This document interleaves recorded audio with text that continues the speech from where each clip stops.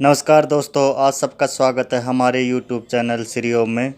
आज हम आपके लिए लेकर आए एक ऐसा वीडियो जो होली के इतिहास के बारे में बताया गया है। 5 ऐसी बातें जो बदलती परंपरा की पौराणिक दास्तां हैं। हिंदू पंचांग के अनुसार वर्ष के अंतिम माह फागुन की पूर्णिमा को होली का त्यौहार मनाया जाता है। कहते हैं कि यह सबसे प्राचीन उत्सव में से एक है। हर काल में इस उत्सव की परंपरा और रंग बदलते रहे हैं। वक्त के साथ सभी राज्यों में होली को मनाने और उसको स्थानीय भाषा में अन्य नाम से पुकारने लगे हैं। आओ जानते हैं कुछ 5 खास बातें। नंबर 1, आर्यों का होलिका। प्राचीन काल में होली को होलिका के नाम से जाना जाता था और इस दिन आर्य नवत्रष्टि यज्ञ करते थे। इस पर्व में होलिका नामक अन्न से हवन करने के बाद उसका प्रसाद लेने की परंपरा रही है। होलिका अर्थात खेत में पड़ा हुआ वह अन्न जो आधा कच्चा और आधा पका हुआ होता है। संभवतः इसलिए इसका नाम होली का उत्सव रखा गया होगा।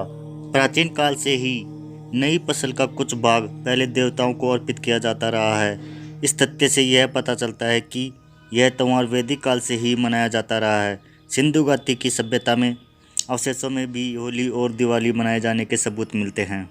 नंबर 2, होलिका दहन। इस दिन राक्षस हिरण्यकश्यप की बहन होलिका दहन हुआ था। प्रहलाद बच गए थे। इसी की याद में होली का दहन किया जाता है। यह होली का प्रथम दिन होता है। संभव है इसी कारण इसे होली का उत्सव कहा जाता है। नंबर 3, कामदेव को किया था भस्म। इस दिन शिव ने कामदेव को भस्म करने के बाद जीवित किया था। यह भी कहते हैं कि इसी दिन राजा पृथु ने राज्य के बच्चों को बचाने के लिए राक्षसी डूंडी को लकड़ी जलाकर आग से मार दिया था। इसलिए होली को बसंत महोत्सव या काम महोत्सव भी कहते हैं। नंबर 4, फाग उत्सव। त्रेता युग के प्रारंभ में विष्णु ने धूलि वंदन किया था। इसकी याद में धुलंडी मनाई जाती है। होलिका दहन के बाद रंगोत्सव मनाने की परंपरा भगवान श्री कृष्ण के काल से प्रारंभ हुई है। तभी से इसका नाम फगवा हो गया, क्योंकि यह फागुन माह में आती है। कृष्ण ने राधा पर रंग डाला था। इसी की याद में रंग पंचमी मनाई जाती है। श्री कृष्ण ने ही होली के त्यौहार में रंग को जोड़ा था।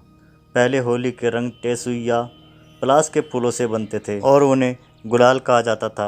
वो रंग त्वचा के लिए बहुत अच्छे होते थे क्योंकि उनमें कोई रसायन नहीं होता था।